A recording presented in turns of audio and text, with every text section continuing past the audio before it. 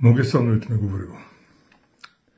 არ შემიძლია არ მოგმართოთ, იმიტომ რომ მე ახლა დავბრუნდი, როგორც ბევრი თქვენთაგანი 31 მარტს ჩვენ შევხვდით რუსთაველზე და მქონდა იმედი, რომ რაღაცა სასიკეთო კეთდებოდა და დღეს ჩვენი პრეზიდენტი სალომე ზურაბიშვილი რაღაც სასიკეთოს გვეტყოდა იმისაც, თუ როგორ უნდა მოვიქცეთ და როგორია ჩვენი მომავალი გეგმები. მე შემიძლია ვთქვა, რომ ძალიან ბევრი ადამიანი გულმოდგენით წავიდა იქიდან, თუ არა ყველა და მე მათ შორის. ამიტომაც იქვე მოვახდინე მე ავიღე ჩემ თავზე და მოვახდინე რეაგირება ამაზე, თუმცა თქვენ ვინც იყავით იქ და ბევრი ვინც იდექით სცენასთან ახლოს, ნახავდით, რომ მიკროფონი გამორთეს. მიკროფონი გამოირთო და არ მოგვეცა საშუალება არც მე და არც ხვებს, რომ თავისი აზრი გამოგეთქვა იმის შესახებ, თუ რაზე ილაპარაკა დღეს სალომე ზურაბიშვილმა. ეს იყო აბსოლუტურად არაფრის თქმელი,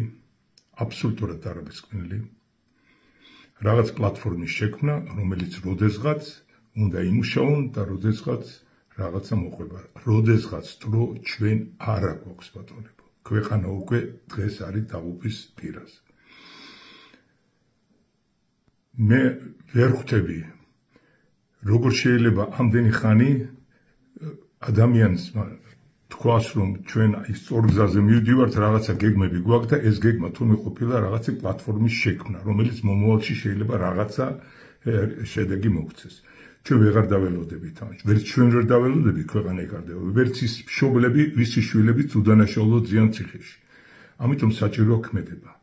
მე ავიღე ჩემ თავზე ეს და მოუწოდე ხალხს.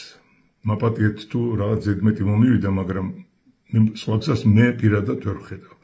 ჩვენ კიდე 8 აპრილამდე უნდა როგორმე დაველოდოთ თუ რა მოხდება, როგორ გამოიღვიძებენ პოლიტიკური პარტიები. შეიძლება რაღაცა მოყვეს, იმიტომ დღეს იმდენად არათმის თქმელი იყო ეს ჩვენი პრეზიდენტის გამოსვლა, რომ ალბათ პოლიტიკური პარტიები მოვლენ ცოტიაზე, მაგრამ თუ ისინი ვერ გაერთიანდნენ და რაღაცა მოხდა 8 აპრილს მე მაქვს ესე წინადადება, რომ ჩვენ დავიღოთ ხელისუფლება ჩვენ ხელში, ძალაუფლება ჩვენ და ჩვენ უნდა ვიმოქმედოთ. ყველა ვინც კი რუსთაველზე ვიყავით დღეს. და ამიტომაც შევიკრიბოთ 8 აპრილს და აღარ დავიშალოთ მანამდე, სანამ ჩვენი მოთხოვნები არ შესრულდება. ჩვენ გვაქვს მარტო ეს გზა. სხვა გზა არ აქვს. ჩვენ იარაღს ვერ ავიღებთ ხელში და ვერ ვიომებთ. ჩვენ არ აქვს სხვა გზა. ჩვენმა აქციებმა, რაც კი მოხდა უკვე 124, ხვალ იქნება 125 დღე. ჩვენმა აქციებმა თავის შედეგი გამოიღო ისეთ, რომ ქვეყნის შიგნითაც და ქვეყნის გარეთაც არავინ არ აღიარებს ამ მიტაცებულ ხელისუფლებას, რომელსაც ქვია ქართული ოცნება. ეს არის არიან პუჩისტები, თუ რა ვიცი, როგორც გინდათ ის დაარქვით, მავნებლები ესენი, რომლებიც ავნებენ მარტო ამ ქვეყანას. ამიტომაც მე ვიღებ ჩემ თავზე ამ პასუხისმგებლობას და მოგიწოდებ თქვენ, რომ ვისაც გჯერათ იმისი, რასაც მე ვლაპარაკობ, 8-ში შევიკრიბოთ საღამოს და უკვე აღარ დავიშალოთ. და რუსთაველი უნდა ვიყოთ ძალიან ბევრი. მე დარწმუნებული ვარ, რომ ეს გულანთებული ხალხი დღეს იყო 100-150,000 ადამიანი.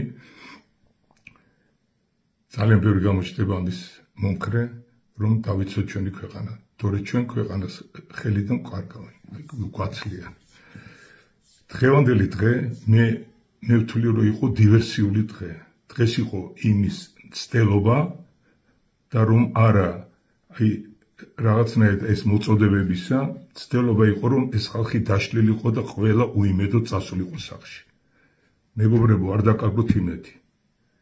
ჩვენი ქვეყანა არის ჩვენ ხელში. მე ვგრძნობ, რომ მე ამითი რასაც ვიძახი, ეს არ არის მარტო რაღაც გასეირნება რუსთაველზე, ეს არის ბრძოლა, ჩვენი მდგომარი ბრძოლა. აქ იქნება ალბათ ძალიან დიდი წინააღმდეგობა ამ თვითმარქვიან მთავრობის. აქ ისევ დაგვირისპირებენ პოლიციას, ისევ მოვა ჭავლის მანქანა, ისევ მოვა გაზი, ალბათ. ნამდვილად ესე იქნება. რა ვქნათ, უნდა გავუძლოთ ამას. მე მაგალითად იქ ვიქნები ყოველთვის. და არ მგონია, რომ ჩვენ სხვა გზა გქონდეს. თორე ჩვენ თუ გავჩერდით, ეხლა თუ დავწყნარდით, ეს იმას ნიშნავს, რომ ჩვენ ქვეყანას ვაბარებთ ჩვენ მტერს.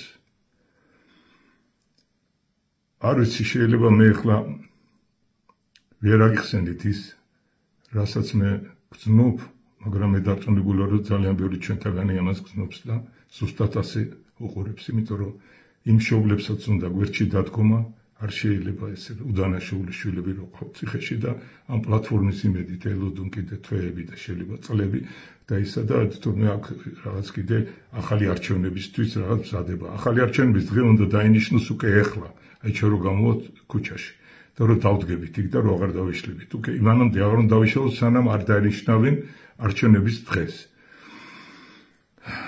რა ვიცი, რა უნდა გითხრათ მეგობრებო. მე ხა მადლობელი ვარ ტელევიზიების, უკვე მქონდა ორ ტელევიზიაში გამოსვლა პირდაპირ ეთერში. ხვალ კიდე გვექნება, კიდე იქნება. გამოდით თქვი თქვენი აზრი, შეიძლება მე ვცდები, შეიძლება არის კიდე რამე სხვა გზა, რითია ჩვენ შეგვიძლია შევებრძოლოთ ამ მავნებლებს და ამ კერებს, საქართველოს მტრებს, აი იმ შულაველის კომისიას კიდე რომელიც ძის და ეს, იმიტომ რომ ჩვენ თუ რაღაც პლატფორმები შევქენით, ეს იმას ნიშნავს, რომ შეიძლება ჩვენი სამხედროებიც გადასცენ უკვე ან ოსეთს, ან კიდე იქეთ რუსეთისკენ გადასცენ და გაასამართლებინონ. რა ვიცი, ამათგან ყველაფერია მოსალოდნელი. ხალხმა უნდა იყოს ხელისუფლება ხელში. ეს პარტიები ხო ხედავთ ვერ შერიგდნენ ერთმანეთში, ვერ მოილაპარაკეს. ყველა პარტიასთან მე მაქვს ნორმალური და კარგი ურთიერთობა. ვიცნობ, ყველგან კარგი ხალხია, ძალიან ყველაფერი, მაგრამ ერთმანეთში ვერ ლაპარაკობენ. თუ ვერ ლაპარაკობენ, ნაცალოთ ახლა 8 რიცხვამდე, ეგება შეიძლება ეხლა უკვე რაც ნახეს სალომე ზურაბიშვილის გამოსვლა, ამის მერე დაიწყონ და რაღაც დაილაპარაკონ ერთმანეთში. მაგრამ თუ ეხლაც ვერ მოილაპარაკეს, ბატონო, ჩვენ უნდა ვიმოქმედოთ. სხვა გზა არ აქვს, ვის დაველოდოთ. ჩვენი შვილი არავინ არ არის. დასავლეთი არის ჩვენ მხარეს და დასავლეთში ზუსტად იმიტომ არის ჩვენ მხარეს, რომ ხედავენ, რომ ჩვენ 125 დღეა უკვე ვკეტავთ რუსთაველს და ვაპროტესტებთ ამას. მაგრამ ეს თუ ჩაქრა და დღევანდელი აქცია იყო ზუსტად მაგის მცდელობა, ზუსტად ეს სიტყვით გამოსვლა და მე მიკროფონების გამორთვა და მე ყველაფერი იყო მაგის მცდელობა, რომ ეს ჩაქრეს. ამის საშუალება ჩვენ მათ არ უნდა მივცეთ. მაპატიეთ რომ ასეთ კრიტიკული ვარ, შეიძლება არ მეთანხმებით, მაგრამ ვინც მეთანხმებით, ეს უნდა მოვიქცეთ, ბატონო, სხვა გზა არ არის. ეს გზა არის ძნელი, მაგრამ ეს არის სამართლიანი და ჩვენ უნდა ვიცოდეთ ერთი რამე, რომ ჩვენ ვართ საქართველო, ჩვენ ვართ უმეტესობა და დიდი უმეტესობა და ამ პატარა ბრბოს აყავს მავნებლების და მოღალატების ბრბოს ხელისუფლება და კიდე ერთი რამ, ყველა ვინც კი ვიცით, რომ ჩვენს მეზობლად ცხოვრობს პოლიციელი. მიაწვინეთ ხმა, რომ ჩვენ არ მარტო ჩვენთვის არ ვიბრძვით. ჩვენ გვინდა თავისუფალი საქართველო, იმიტომ მარტო ჩვენთვის კი არა, რომ მათი ოჯახებისთვისაც მოვიდნენ გონზე. მარტო პოლიციაზე არის დაკწნობილი ეხლა ეს მთავრობა. მარტო პოლიციაზე, მოსამართლეებსაც არა. მოსამართლებამდე არ მივა საქმე ამ პოლიციელებმა თუ არ მიგვათრიეს, იქ და არ მიგვიყვანეს და მანამდე თუ არ ცხვირპირი არ დაგვიმტრიეს. ამიტომ მიაწვინეთ ხმა ამ პოლიციელებს, მოვიდნენ აზრზე, ვის ემსახურებიან, ვის და იმ პოლიციელების დანაშაული იქნება ზუსტად თუ სამხედროები გადასცეს. კიდე ჩვენი სამხედროები როგორც დამნაშავეები იმათ ჩვენ მტერს. ასე რომ მე ძალიან იმედი მაქვს, ძალიან იმედი კი არა, დარწმუნებული ვარ, რომ ყველა საღი აზრი გაიმარჯვებს და ჩვენ ყველანი ერთად ვიქნებით. არ ვიცი ბატონო, თუ რამეს მე საწინააღმდეგოს ვაკეთებ, მე მაპატიეთ და თუ არა და უნდა შევიკრიბოთ. სხვა გზა არ არის. მე ვერ ვთქვენ რეაქციას ეხლა აი ზუსტად ჩემს Facebook-ზე და თუ მეთანხმებით, გააზიარეთ ეს. რაც თავარია გააზიარეთ, ვინც მეთანხმება გააზიარეთ. აბადროებით, ღმერთი ჩვენთან, ჩვენი საქმე ნათელია, ჩვენს უკან დგას ჩვენი ქვეყანა, ჩვენი სამშობლო. ჩვენ ამას არ მივცემთ არავის. დიდი მადლობა.